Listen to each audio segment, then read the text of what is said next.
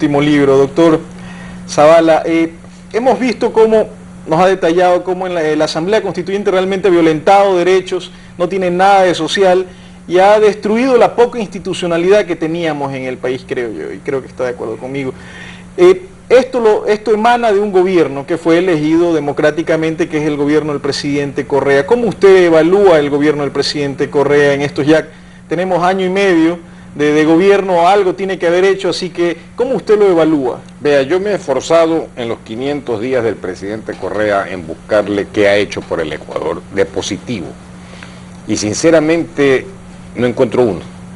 Y no lo digo de extremista, sino que realmente no veo qué obra se ha hecho, qué obra social se ha hecho, qué obra de prevención social se ha hecho, qué generación de empleo hay, qué redistribución de riqueza hay. ¿Por qué aumenta el desempleo? ¿Por qué aumenta el precio de la canasta básica familiar? Es decir, el otro día le vi una explicación que, siendo él economista y usted también, me sorprendió. Me dijo, ¿de qué se preocupan que suba la canasta básica familiar si subimos los sueldos y salarios? Por lo tanto hay capacidad de compra.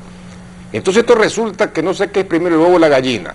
La gente prefiere, le aumenta el sueldo para aumentar los precios y que siga en menor calidad de vida. El ecuatoriano, ¿eso tiene alguna lógica económica? Yo más bien le revierto la pregunta. No tiene absolutamente ninguna lógica económica, porque lo realmente importante es el salario real, lo que uno puede adquirir con su salario más no su salario nominal. Entonces yo creo que es preferible tener más producción, más barata, en libertad de competencia y mercado, con un sueldo que alcance para vivir, con una canasta básica más barata. Pero pareciese que esa es la filosofía de este gobierno y de los simpatizantes, porque en la Asamblea Constituyente también piensan que poniendo un artículo que más o menos de que todos vamos a ser felices, vamos a ser felices. Sí, porque todos vamos a tener empleo, todos vamos a tener empleo. O sea, parece que esta es la filosofía de este gobierno. Sí, ¿no? Yo estoy de acuerdo con hacer una constitución pisando tierra, pero cuando a mí me dicen que la propiedad, por ejemplo, debe respetar el buen vivir, yo pregunto, ¿el buen vivir de quién? ¿El buen vivir del propietario o el buen vivir de la sociedad? ¿Y qué? ¿Eso significa que va a haber una limitación, por ejemplo, en la cantidad de metros cuadrados que usted desea comprar? ¿Para el buen vivir de quién? Es decir, es una constitución que se está haciendo en base de una filosofía. Y las constituciones no se hacen en base de filosofía. Las constituciones ideológicas desaparecieron. La constitución no es nada más que el nuevo pacto social que se hace para las reglas del juego. Marcar la cancha, como se dice. Estos son los derechos, estas son las obligaciones. El Estado puede intervenir hasta aquí y la sociedad se maneja de esta manera. Por ejemplo, un caso de eso es el tema de las autonomías. Resulta que a Guayaquil le ha dado palos el presidente Correa y la Asamblea como le ha dado la gana. Le ha quitado comisión de tránsito, quiso la Junta de Beneficencia, no pretende la autonomía de Guayaquil, quiere regular las calles de Guayaquil con el acceso al puente. ¿Qué no le ha hecho a Guayaquil? Le ha quitado fondos de aproximadamente en los regímenes de participación 300 millones de dólares por año. ¿Y qué le ha hecho Guayaquil a él? Absolutamente nada. ¿Por qué la tranquiza Guayaquil? Por una visión micro, de decir, no, Guayaquil se mantiene por sí sola, Guayaquil trabaja por sí sola y es solidaria, pero yo no. El Estado yo quiero tener todas las herramientas. Hace poco escuchaba una declaración de él y de todo su grupo diciendo de que no puede haber solo Guayaquil crezca, tiene que crecer en conjunto. Yo pregunto, ¿qué malo tiene de que Guayaquil crezca? Más bien deberían replicar lo que hace Guayaquil en el resto de las provincias para que todas crezcan. Pero en cambio aquí la filosofía del mundo patas arriba, ¿no? Quieren, en cambio, coger a Guayaquil y ponerla en la condición o de menor crecimiento que el resto. Pero vea usted, es que la gente no se da cuenta de ciertos detalles de los eufemismos, demagogia e hipocresía del gobierno. Lanzan el mandato protegiendo el trabajo del informal. Yo estoy de acuerdo con que todo el mundo tiene derecho a trabajar, por favor, incluso informalmente. Pero no nos olvidemos de algo, que esa protección que se lo dio fue con un fin. ¿Cuál es el ejército de camisas rojas en Venezuela? El de los informales protegiendo a Chávez y marchando por las calles a Chávez. Y son dueños de las calles porque los informales son dueños de las calles. Aquí se quiso hacer eso, tener un ejército propio en Guayaquil, organizando a los informales dentro de la organización del gobierno contra el municipio. Esa es la verdad. Es decir, una clara uniformidad de formar el ejército de los informales contra la autoridad municipal de Doctor Guayaquil. Zavala, o sea, ¿usted cree que esto viene, es un plan armado estratégicamente desde afuera? Así es, señor. Vea, Con todos los lineamientos yo para hago que una vayan haciendo pregunta las... y es fácil de contestarla. Caso que el asesor que estuvo en la constituyente venezolana no está en Montecristi, el señor Viciano, de la Universidad de Valencia. Sí está. Y él está redactando conjuntamente los artículos.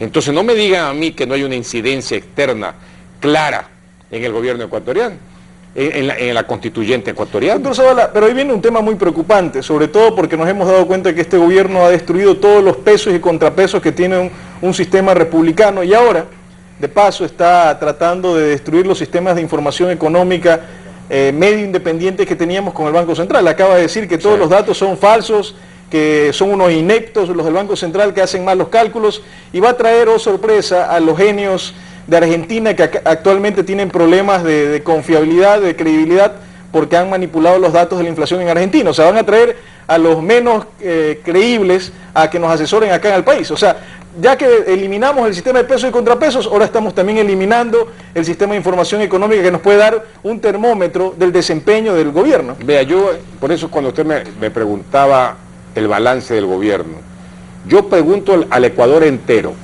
fuera de haber agredido y ofendido a todo el mundo, periodismo, cámaras de la producción, colegios gremiales, medios de comunicación internacionalmente, a periodistas, a personas, a público, al que no está de acuerdo, discutiendo con muchachitas en Salinas porque le gritaban a favor de Guayaquil, cosas así. Yo pregunto, ¿qué ha hecho de positivo? A ver, una obra, y no hay ni una en la parte material. Vamos a la parte educación, que es básico. ¿Qué ha hecho? Absolutamente nada. ¿Dónde están las nuevas escuelas? ¿Dónde están los nuevos colegios? Tampoco existe.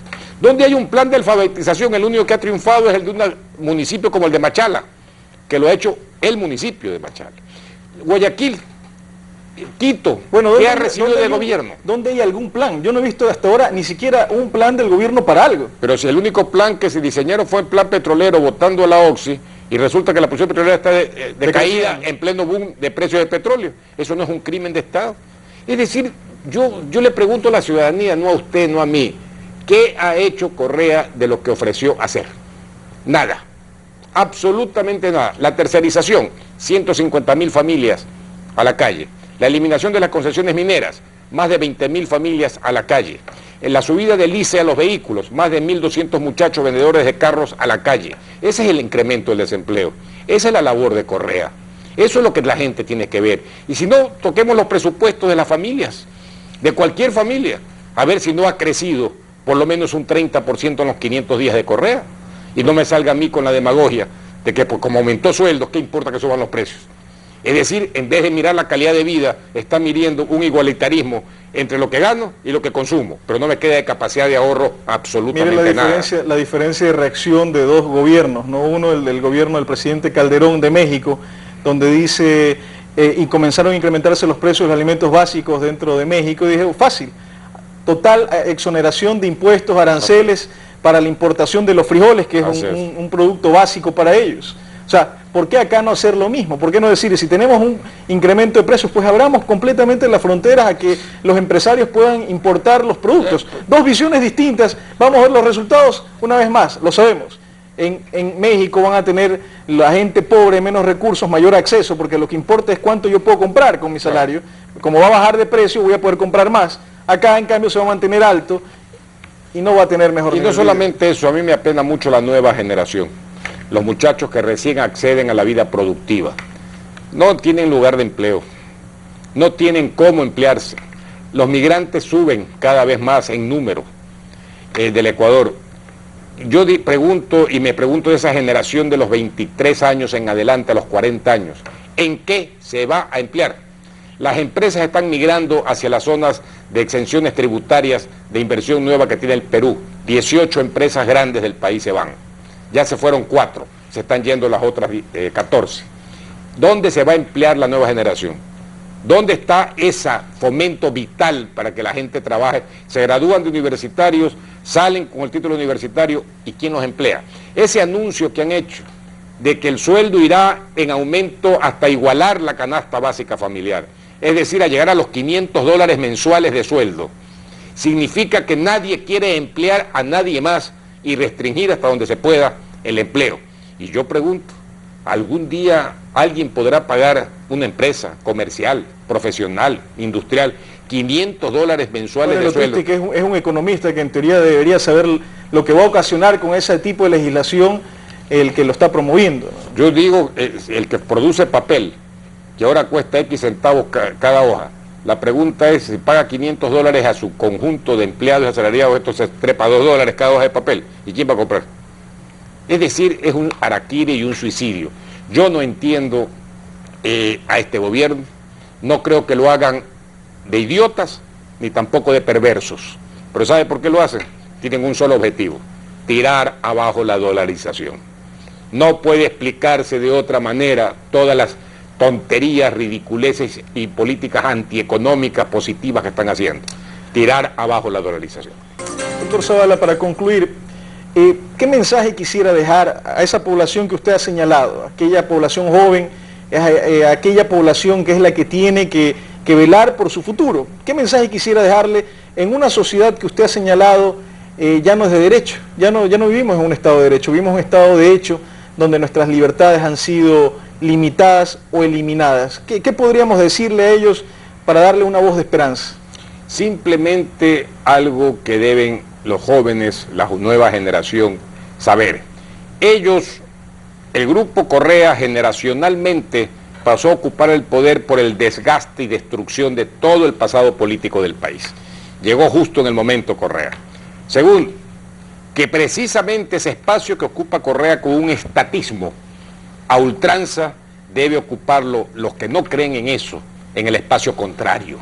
Es hora de la oposición, pero es hora de la oposición de la nueva generación, recogiendo de la vieja la experiencia, pero poniendo ellos sus principios contra un Estado centralista y despótico como el que actualmente ha inaugurado el presidente Correa y la Asamblea Constituyente. Y eso le corresponde a la nueva generación, crear los nuevos liderazgos, porque ellos son los rectores de su propio futuro. Ese es mi mensaje. Amigos televidentes, parafraseando a Thomas Paine una vez más, la moderación del temperamento es una virtud, pero la moderación de los principios siempre es un vicio. Y nosotros los ecuatorianos, nuestros principios siempre son de amantes de la libertad, vivir en un Estado de Derecho. No podemos moderarlos, tenemos que defenderlos a ultranza, porque solo de esa manera podremos lograr que Ecuador tener mejores días para todos, no solo para un grupo. Ya debemos liberarnos de taras ideológicas y ser pragmáticos y lograr un Ecuador mejor para todos.